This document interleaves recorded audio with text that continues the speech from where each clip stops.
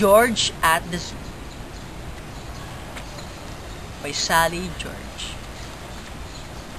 George was a small dog who liked bones and going to picnics.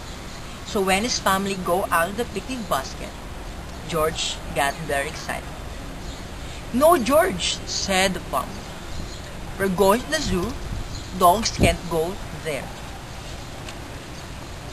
But George liked going to the car and smelling new smells and running in new places and especially eating the picnic.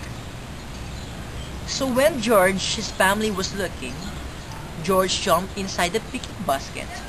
The lid closed and nobody saw him. He picked up the picnic basket and carried it out to the car. It was very dark in the picnic basket and very crowded. There was more room after George ate the cold chicken, and the ham, and the rolls, and the hot the cake. George's family went to the zoo. "This is a very heavy picnic basket," they said, but they didn't open it. George pushed his nose through the lid. He smelled lions and tigers, and elephants and camels, and bears and giraffes, and emus and ostriches. George liked the zoo. His family walked and walked all over the zoo. Finally, they sat down. They opened the picnic basket. "Oh, George," they said. "Bad dog, George." They were just about to shut the lid when men began to shout. Women began to scream, and children began to run. George jumped out of the picnic basket.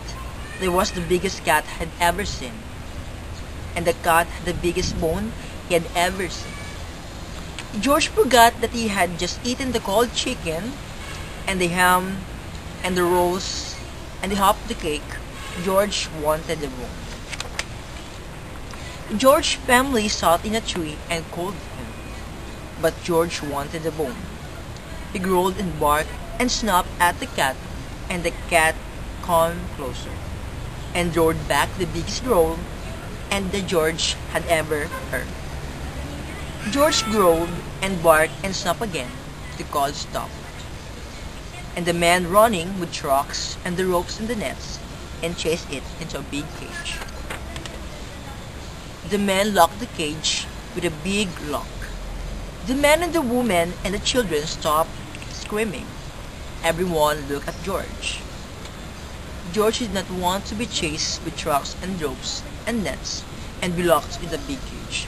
He ran back to his picnic basket. George's family go out of the tree. He knew that they would say, "Bad dog, George." But they didn't. They seemed quite happy. They said he was a good dog, a wonderful dog, a bravest, best lion-chasing dog in the whole world. And they picked up the picnic basket and carried it past the sign that said, "No dogs allowed," and back to the car. And when they got home, George took the lion's bone out of the picnic basket and buried it in the garden. George at the Zoo by Sally George and